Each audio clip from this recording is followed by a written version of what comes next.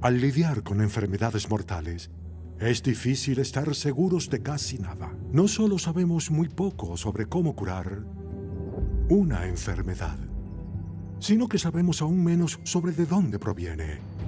Por ejemplo, ¿y si les dijese que lo que se conoce comúnmente como la gripe española no provino de España, sino de una remota base del ejército en Kansas?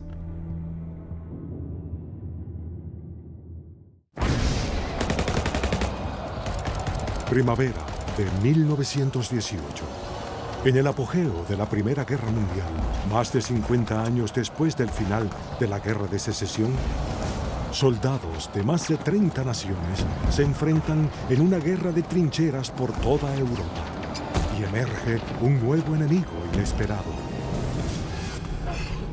la gripe española. Europa estaba sumergida en un gran virus. Tuvieron una enorme epidemia de influenza. Y los soldados que servían en el frente fueron impactados directamente en ambos bandos del conflicto. Los síntomas eran horribles, así que esos soldados no eran capaces de cumplir con sus deberes y, de hecho, muchos murieron por la enfermedad.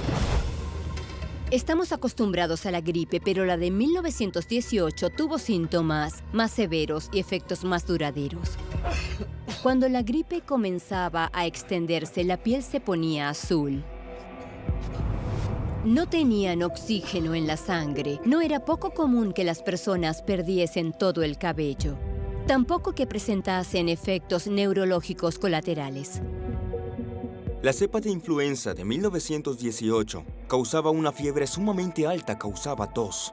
En muchos casos, los pulmones de los pacientes se llenaban de fluidos mientras ese virus se apoderaba de su cuerpo. Eso causaba una reacción inmune excesiva y básicamente se ahogaban. Los médicos en el frente, preparados para los estragos de la guerra, miraban horrorizados a los soldados jóvenes y saludables que comenzaban a morir a días o incluso horas de mostrar los síntomas. La gripe española fue causada por un virus de influenza H1N1 y esa cepa en particular del virus H1N1 era algo inusual entre los virus de influenza, pues era mucho más contagiosa, más fácil de expulsar y de contagiarse entre las personas. En 1918 aún éramos incapaces de detener el contagio. Y eso fue justo al final de la Primera Guerra Mundial, así que los soldados, claro, permanecían en espacios pequeños y barracas, juntos. Y también las personas se movían por el mundo más de lo que tal vez habrían viajado normalmente. Y esos son algunos factores que hicieron que se extendiese tan rápidamente.